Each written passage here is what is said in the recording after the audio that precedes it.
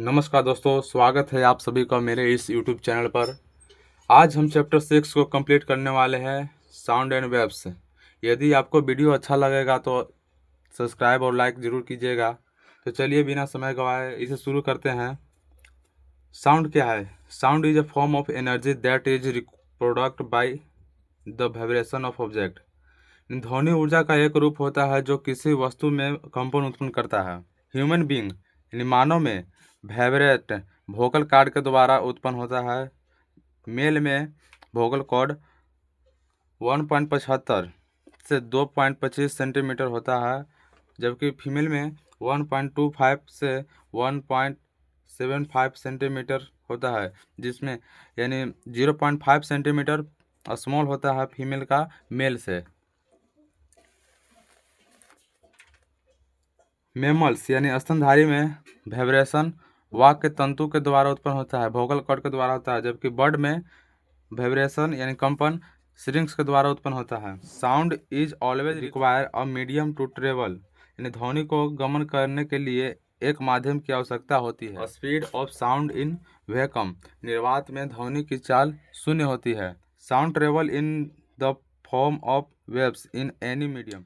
ध्वनि किसी माध्यम से तरंग के रूप में जाती है। तरंग दो प्रकार का होता है, इलेक्ट्रोमैग्नेटिक वेव्स और मैकेनिकल वेव्स। विद्युत चुंबकीय तरंग और यांत्रिक तरंग।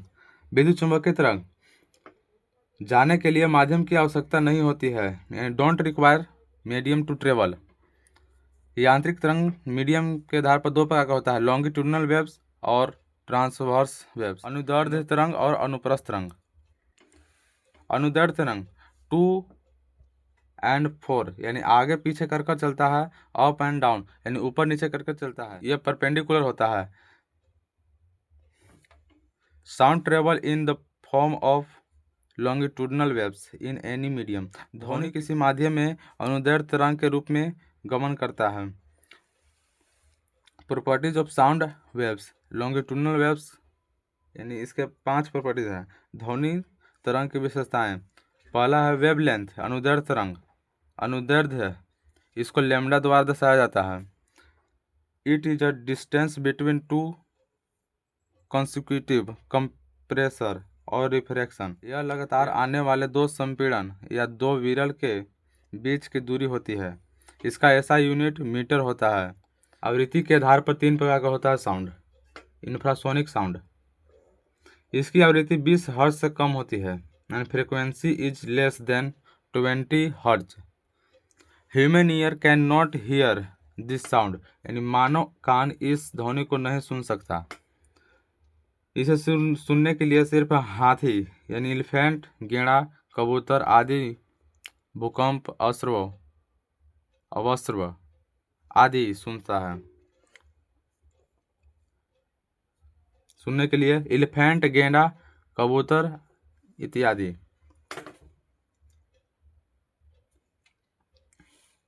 दूसरा है श्रव्य ध्वनि यानी Audible sound. Frequency is greater than 20 हर्ज बट लेस देन 20,000 हर्ज यानी आवृत्ति 20 हर्ज से अधिक तथा 20,000 हर्ज से कम होता है। मानव ear can hear this sound यानी मानव कान इस ध्वनि को सुन सकता है। तीसरा है अल्ट्रासोनिक साउंड यानी पराश्रव्य ध्वनि। फ्रीक्वेंसी इज ग्रेटर देन 20,000 हर्ज। आवृत्ति 20,000 हर्ज से अधिक होती है। मानव कान इस ध्वनि को नहीं सुन सकता है। Human ear can not here this sound. इसे सुनने के लिए कैट, डॉग, बैट यानी चमगादड़ ये साउंड सुन सकता है। Sonar use to detect activity in water. पानी के अंदर किसी प्रति की क्रिया का पता लगाता है sonar. Use in ultrasonography related to ultrasound है। इसका प्रयोग अल्ट्रासाउंड में किया जाता है। यूज इन ईसीजी, ईसीजी का फुल फॉर्म इलेक्ट्रोकार्डियोग्राफी होता है। इसका प्रयोग ईसीजी में होता है। रिलेटेड टू हार्ट यानी हृदय से संबंधित है। यूज इन सीटी स्कैन, इसका फुल फॉर्म होता है कंप्यूटेड टोमोग्राफी। सीटी स्कैन में प्रयोग होता है। सीटी स्कैन में प्रयोग होता है। रिलेशन टू ब्रेन यानी रिलेशन टू ब्रेन मस्तिष्क से संबंधित होता है सीटी स्कैन। सोनार का फुल फॉर्म होता है sound navigation and ranging. Sound navigation and ranging. Properties of sound यानी ध्वनि की विशेषताएं 3 है। पहला इंटेंसिटी तीव्रता। यह विशेषता बताता है कि ध्वनि कितना तेज या धीमी है। This properties tell about the sound that how much it is slow और लाउड। लाउड मीन्स तेज, हाई इंटेंसिटी ज़्यादा तीव्रता वाला, स्लो मीन्स धीमी, लो इंटेंसिटी कम तीव्रता वाला। इसका ऐसा यूनिट डेसिबल होता है या बेल। 1 बेल बराबर 10 डेसिबल होता है। लाउड यानी तेज। साउंड इस प्रकार से जाता है, इसके बीच की दूरी को एम्पलीट्यूड कहा जाता है यानी आयाम कहा जाता है। तीव्रता ध्वनि तरंग के आयाम पर निर्भर करता है। तीव्रता ध्वनि तरंग के आयाम पर निर्भर करता है। Intensity depend on amplitude of sound waves. Slow यानी धीमी, यदि धीम साउंड रहेगा तो ये कम होगा, यानी धीम साउंड रहेगा तो ये कम हो जाएगा। अब दूसरा प्रॉपर्टी है pitch. Pitch of sound tell about the sound that how much it is shrill और ग्राव, यानी यह बताता है कि कोई ध्वनि कितनी पतली और भारी होती है। हाई पिच यानी ज़्यादा तारत्व, पतली होता है। हाई पिच यानी ज़्यादा तारत्व, श्रील होता है यानी पतली। स्लो पिच यानी कम तारत्व, ग्राव होता है भारी। Pitch depend on frequency of sound wave. तारत्व ध्वनि तरंग की आवृत्ति पर निर्भर करता है। तीसरा प्रॉपर्टीज है क्वालिटी यानी गुण।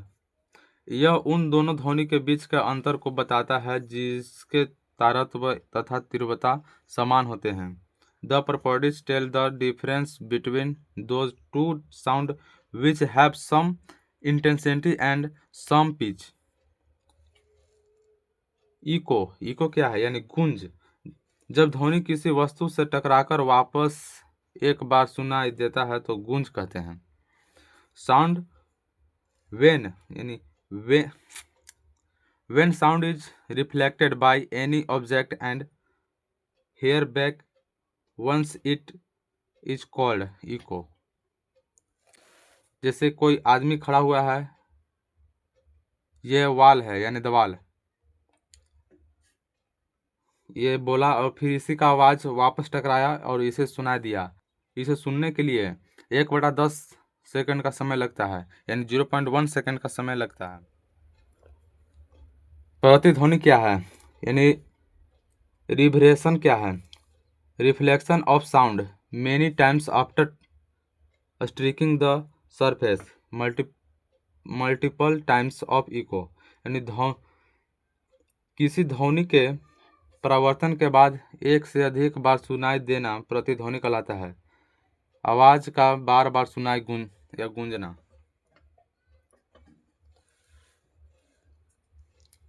Sound absorbing material are use to stop the reverberation. प्रतिध्वनि को कम करने के लिए ध्वनि अवशोषक पदार्थ लगाए जाते हैं।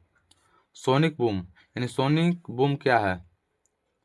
एग्जाम्पल में है जैसे फाइटर जेट, लड़ाकू विमान जब उड़ता है तो उससे सोनिक बूम आवाज़ निकलता है। When any object move with the speed greater than speed of sound then this is called supersonic speed.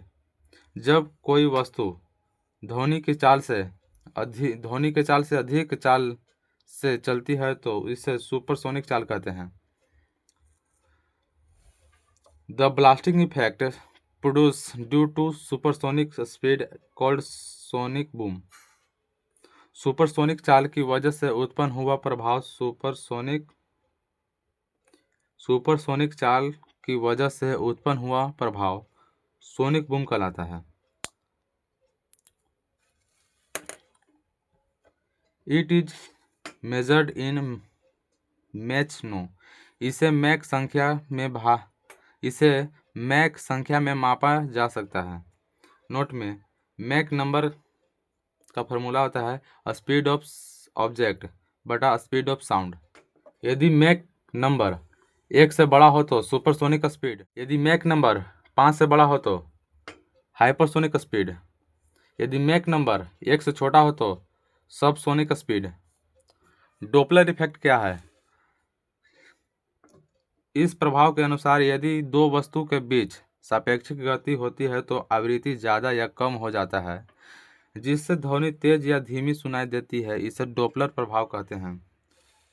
ये था हमारा चैप्टर 6 जो कि हमने कंप्लीट कर दिया। यदि वीडियो आपको अच्छा लगा हो तो इसे लाइक और सब्सक्राइब जरूर कीजिएगा।